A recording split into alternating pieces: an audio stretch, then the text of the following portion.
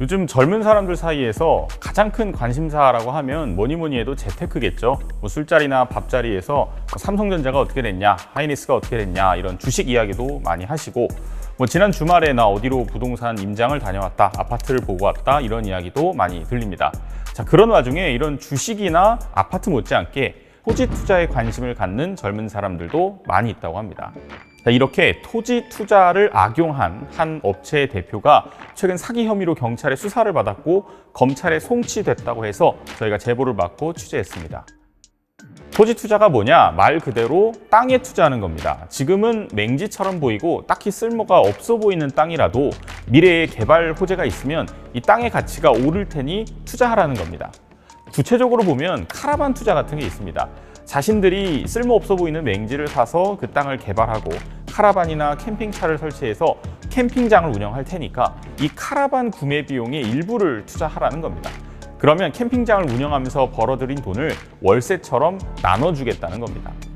7월에 오픈 예정으로 지금 추진을 하고 있는데요. 수익률이 거의 한 40% 정도가 나올 것으로 5,600만 원이고 2년 동안 월 240만 원씩 줄 수 있다. 임야 투자라는 것도 있습니다. 이런 토지 개발 업체들은 본인들이 여러 개의 땅을 가지고 있는데 자신들에게 투자를 하면 그 땅을 다듬고 임야를 대지로 용도 변경을 해서 그리고 분양을 받아가라 이렇게 이야기를 하는 거죠. 임야는 지나가다 보시면 개발이 안 된 풀숲이 우거진 날 것 그대로의 땅이고 거기에다가는 건물을 짓는데 제한이 있습니다.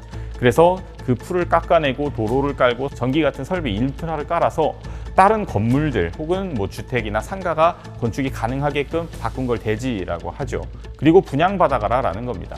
그때쯤이면 가치가 많이 올라 있을 테니 그 땅을 받아서 뭐 웃돈을 붙여서 다시 팔든 아니면 건물을 세우든 본인이 살 집을 짓든 하면 된다는 겁니다. 이런 말들을 믿고 저희가 인터뷰를 했던 한 청년을 포함해서 한 30여 명, 40여 명의 투자자들이 한 사람당 적게는 몇백만 원에서 많게는 몇억 원까지 투자를 했습니다. 물론 중장년층들도 있었습니다. 평생 모은 노후 자금을 다 투자를 하기도 했죠.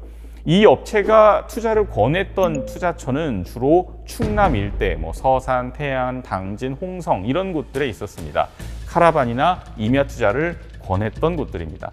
그렇게 해서 끌어모은 돈이 한 30억 원 정도 됐는데 약속했던 카라반 월세 수익이나 임야로의 용도 변경은 계약으로부터 3년이 지난 2026년 6월 지금까지 없었습니다. 그래서 투자자들은 경찰에 사기 혐의로 업체의 대표와 관리자 몇몇을 고소했습니다. 저도 문제가 된 현장을 몇 곳 돌아봤습니다. 대표적으로 카라반 현장을 돌아봤는데 캠핑카는 고사하고 수풀도 지금 제대로 정비가 안 돼 있어서 아무것도 없는 정말 말 그대로 횡한 상태였습니다. 자, 이렇게 토지 투자가 굉장히 앞으로 중요한 투자가 될 것이다 라고 설파한 사람은 이 토지 투자 회사의 한 대표로 이 업계에선 나름 유명한 사람이었습니다. 본인 이름으로 책도 쓰고 강연회도 열고 그리고 투자자들 모아서 직접 같이 임장도 다니면서 투자할 사람들을 모았다고 합니다. 또 그 강연 중에 저희가 제보받은 것 중에 인상 깊은 구절이 하나 있었는데 한 저수지 주변에 땅들을 이렇게 임야 토지 투자를 하라라고 권하면서 개발될 거다라고 하면서 우리가 노동을 왜 하냐, 지금 나랑 토지 투자를 해야 된다 이렇게 이야기를 하기도 했습니다.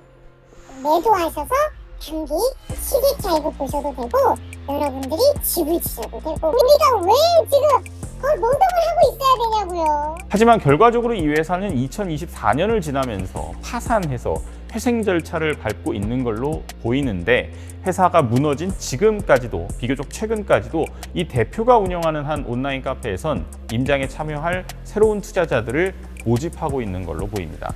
해당 대표에게 저희가 물어봤습니다. 그랬더니 대표는 저희 SBS에 동업자의 횡령 때문에 벌어진 일이기 때문에 이건 사기라고 할 수 없고 공사를 다시 시작할 준비를 하고 있다.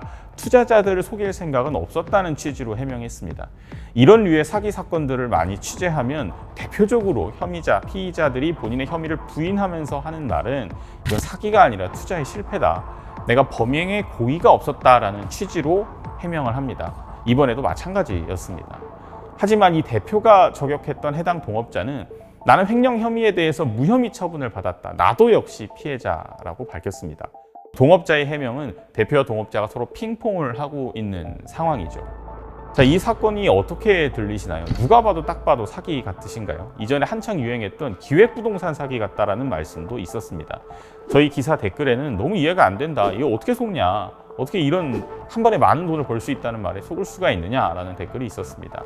그래서 저희가 물어봤습니다. 도대체 당신은 이 투자를 왜 했느냐? 당연히 돈이겠지만 그 말고 다른 이유가 혹시 있느냐라고 물었더니 기억에 남는 한 투자자의 답변이 있었습니다.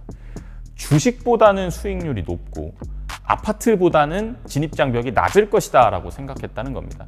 요즘 주식이 워낙 화랑이고 모이면 주식 얘기만 하지만 월에 투자하는 거에 비해서 리스크도 있고 월마다 받을 수 있는 돈에 제한이 있습니다. 이것 갖고는 젊은 친구들이 본인의 어떤 시드나 목돈이나 자산을 늘리기에는 한계가 있다고 본 것이죠. 그렇다고 아파트에 뛰어들자니 이전에 비해서 가격이 많이 올랐습니다. 많은 규제들도 생기고 대출 이자도 올라서 부담이 있죠. 이런 것들 때문에 아파트보다는 진입장벽이 낮다고 생각했던 겁니다. 사실 저도 뭐 토지 투자라는 게 있는지는 알았지만 아주 구체적으로는 몰랐는데 이 모두가 재테크에 관심을 갖는 지금 이 청년층의 투자 불안 심리에 대해선 적어도 공감이 됐습니다. 저희가 취재했던 대표의 감언 이설은 청년층이 느끼는 이런 불안 지점을 잘 자극했다고 볼 수 있습니다. 물론 개인의 성향에 따라서 뭐 공격적 투자가 필요할 때도 있다 이런 말들도 있지만 뭐 어떤 방식이든 투자 권유가 들어왔을 때 한 번쯤 차분하게 돌아보시는 것도 필요하지 않을까 생각이 됩니다.